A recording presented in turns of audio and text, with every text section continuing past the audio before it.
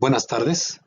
En este video voy a ver algunos aspectos de los modelos atómicos y estructura atómica que se requieren para entender las propiedades magnéticas de los materiales, que como vamos a ver se clasifican en materiales paramagnéticos, diamagnéticos y ferromagnéticos.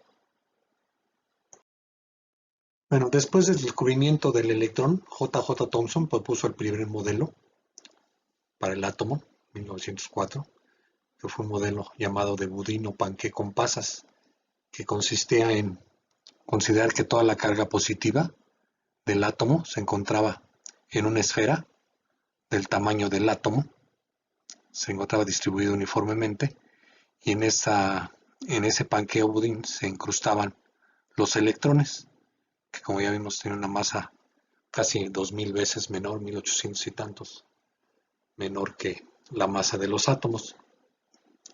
Bueno, este modelo fue cuestionado por Ernest Rutherford a partir de 1910-1911. Hizo experimentos de dispersión de partículas alfa por plaquitas de oro, placas muy delgadas de oro.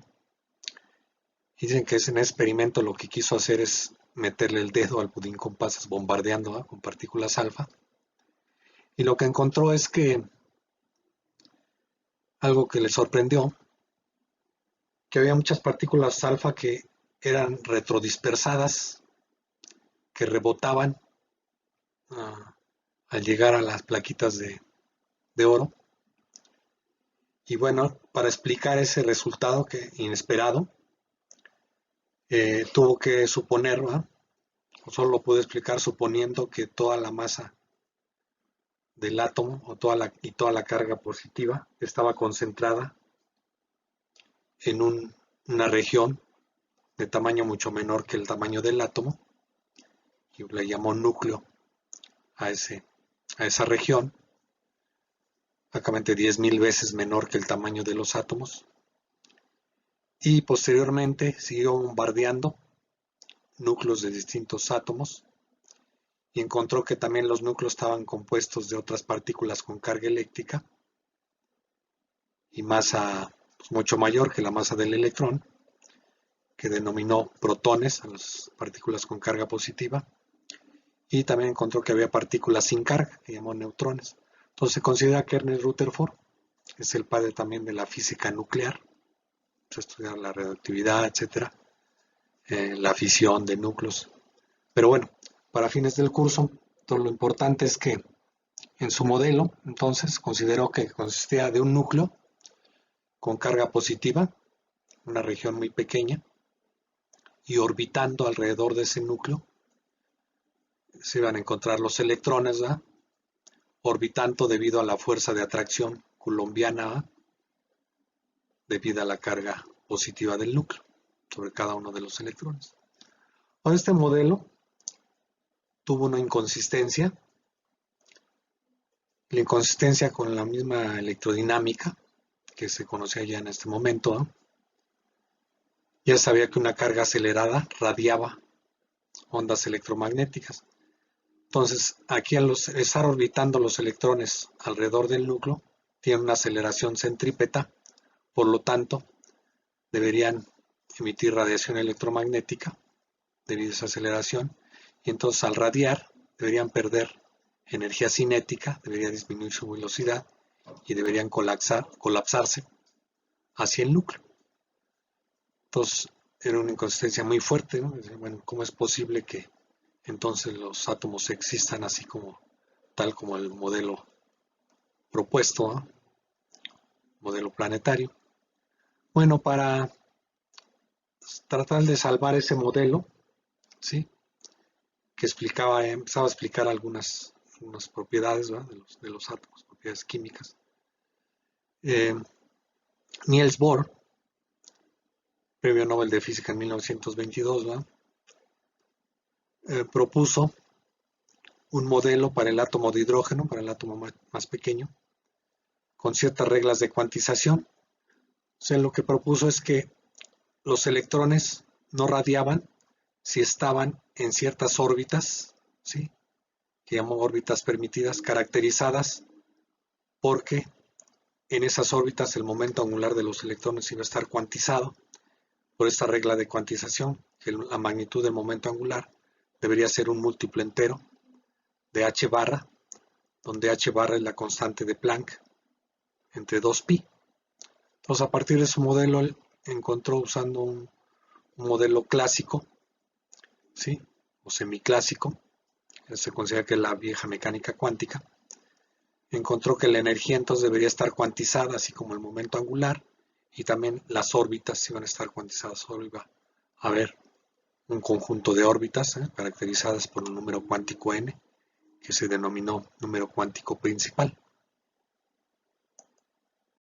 Bueno, posteriormente, tratando de justificar la regla de cuantización del momento angular de los electrones en los átomos, Erwin Schrödinger y otros científicos, Luis de Broglie, etc., propusieron que los electrones y las partículas microscópicas tenían un comportamiento dual de ondipartículas, al mismo tiempo que se comportaban a veces como partículas, se comportaban como onda.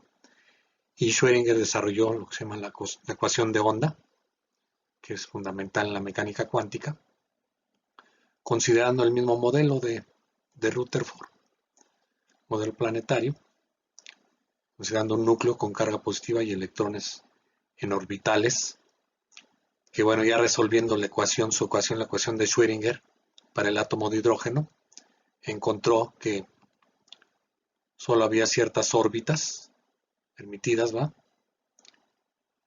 y que la energía iba a estar cuantizada, tal como lo dice esta expresión, caracterizada por un número cuántico entero, puede tomar valores desde 1 hasta cualquier valor entero. Encontró también que el momento angular iba a estar cuantizado, pero de una manera un poco diferente a la regla de cuantización de Bohr. Entonces se llama el número cuántico principal, el número cuántico n, que determina la energía de los electrones en los átomos. Él es el momento angular orbital, debido al movimiento orbital. Luego definió un número cuántico ml, que se llama número cuántico de componente z de momento angular orbital. Y junto con Pauli y otros científicos también tuvieron que introducir una nueva propiedad para el electrón, para explicar las propiedades magnéticas, los espectros de emisión de los distintos átomos, la estructura fina del hidrógeno, etc. Tuvieron que suponer que el electrón debería tener un giro intrínseco, un movimiento como los planetas, además de tener un movimiento de traslación alrededor de los núcleos, debería tener también un movimiento alrededor de su eje, una visión clásica, ¿sí?, de tal manera que ese spin también, en un momento angular intrínseco, iba a estar también cuantizado de esta manera. Entonces, Pauli introdujo el concepto de spin y el número cuántico de spin, y un principio llamado principio de exclusión de Pauli, que dice que no puede haber dos electrones con el mismo conjunto de números cuánticos, ¿sí?, en un átomo.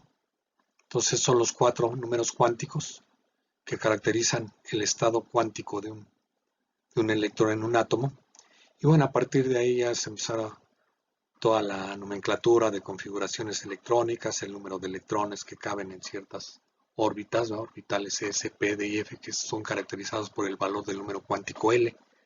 S es para L igual a 0, P para L igual a 1, D para L igual a 2, F para L igual a 3, etc. Pero bueno, ya me estoy metiendo en muchas cosas de mecánica cuántica, pero lo importante entonces para el curso es que debido al movimiento orbital de los electrones y que los electrones tienen carga eléctrica negativa, van a tener asociado un momento dipolar magnético, son como pequeñas corrientes microscópicas, como espiras con corriente, en el caso del movimiento angular orbital, y también serían como esferitas con carga eléctrica rotando, que también son equivalentes a espiras, tienen un momento dipolar magnético asociado, como vamos a ver aquí en las siguientes diapositivas.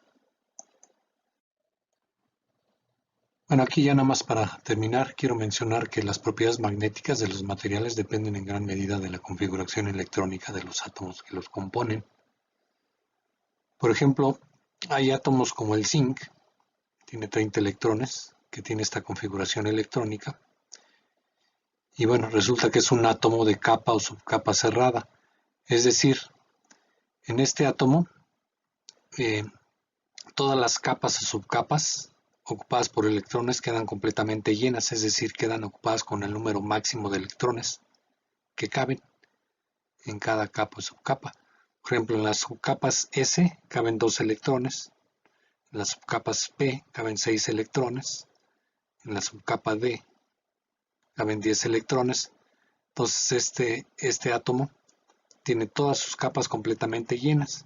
Como resultado de esto, la suma de los momentos angulares orbitales y de spin se anulan porque va a tener tantos electrones, por ejemplo, con momento angular componente Z en una dirección como electrones con componente Z del momento angular en dirección contraria. Y lo mismo sucede con el spin de los electrones. Todos quedan apareados, es decir, quedan tantos electrones con spin para arriba como electrones con spin para abajo. Este átomo y muchos de sus compuestos tienen comportamiento, como vamos a ver, diamagnético, es decir, al aplicarle un campo magnético externo, se va a magnetizar muy débilmente en dirección contraria a el campo magnético aplicado. Por el contrario, átomos como el hierro, que tiene 26 electrones, tienen las primeras capas y subcapas completamente llenas, pero ya, por ejemplo, la última capa, que es la capa, subcapa 3D, tiene nada más 6 electrones, le faltan 4 para que quede cerrada esa subcapa, por lo tanto es un átomo de capa o subcapa abierta. En estos materiales, en estos elementos, estos electrones, hay una regla que se llama regla de Hund, tienden a quedar en todo lo posible con su spin en la misma dirección, con spines paralelos.